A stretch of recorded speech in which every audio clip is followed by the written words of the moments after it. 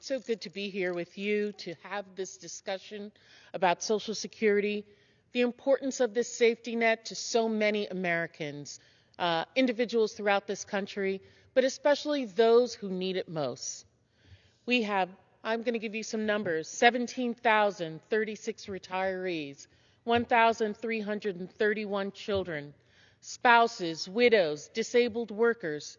Those are the people in my district in the U.S. Virgin Islands who receive Social Security benefits. Almost 20% of our population.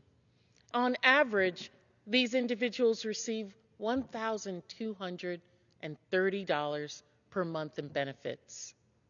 That doesn't seem like a lot to so many Americans, yet for many recipients, they are dependent on those Social Security benefits to survive. Social Security payments put food on the table, keep roofs overhead, furnish medication.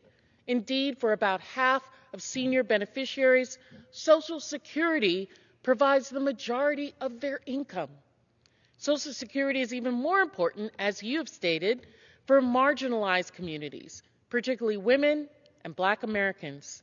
Without Social Security, 43% of older women would be living in poverty, and in 2014, 45% of all Black senior beneficiaries relied on Social Security for all or nearly all of their income.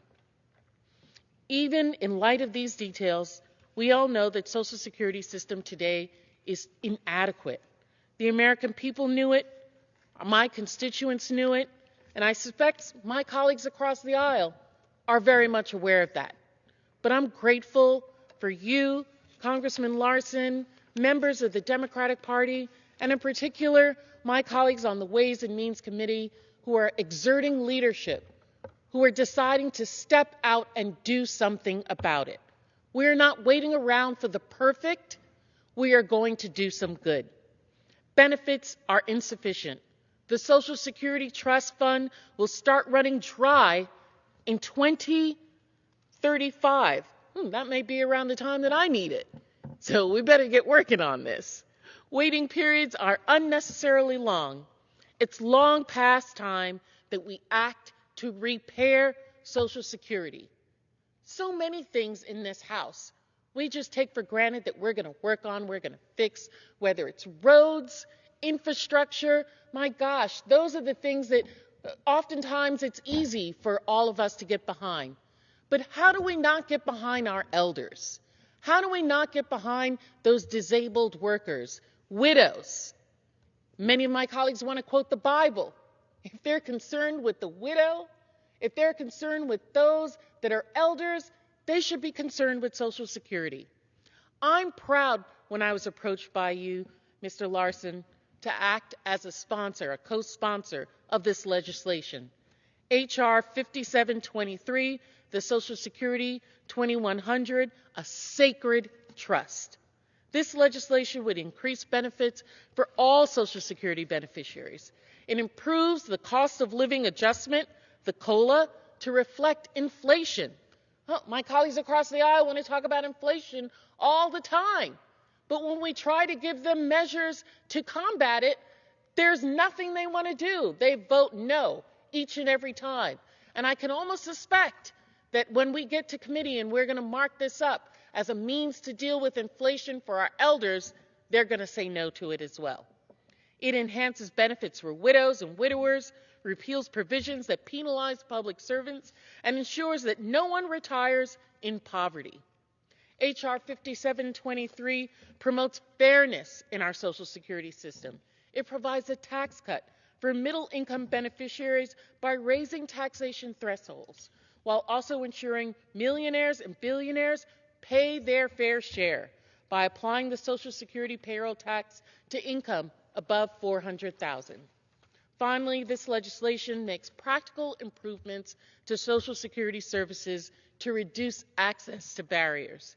It ends the 5-month waiting period to receive benefits, enhances access to legal assistance, and prevents unwarranted closures of SSA field offices.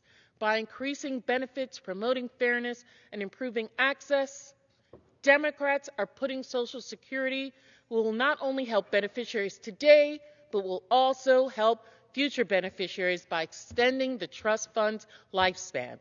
This legislation may not solve every problem in our Social Security system and may not include provisions that every member desires, but it will make a tangible, positive impact on the lives of nearly 60 million Americans. I know that on the other side, we hear things such as an 11-point plan to rescue America. And among other things, the plan calls for federal legislation to sunset after 5 years, so Congress would need to approve it. We see them discussing 20% across-the-board cuts to Social Security. We say no to that. We want to support our elders, support the system, give a helping hand, fight inflation.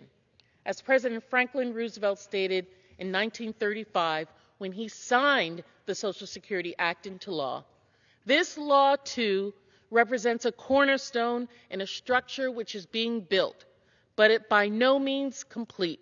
It is, in short, a law that will take care of human needs and at the same time provide the United States an economic structure of vastly greater soundness.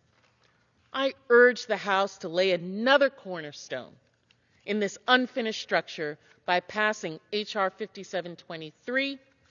Our moral character as a nation is determined not by how we treat corporations and billionaires and the powerful, but rather how we treat the most vulnerable among us. Hardworking seniors who have earned a peaceful retirement, people with disabilities who need support, veterans who courageously defended their country, widows and children who have lost a loved one. They are not asking for a handout or a free ride. Rather, they have worked hard to support their families and their countries and have paid into Social Security system. Now they are simply asking their government to maintain the promise of Social Security and extend a helping hand during hard times. I want to thank my colleagues for the work that's been done to bring this to the floor. And Mr. Larson, I want to thank our tremendous staff who have done so much of the yeoman's work in bringing information, making sure that we are doing the right thing with the numbers, that this is something that is sustainable and is going to support not just those people who are receiving the benefits, but there's a benefit to all Americans by us doing this in the long run. I thank you for the opportunity to speak, and I yield back.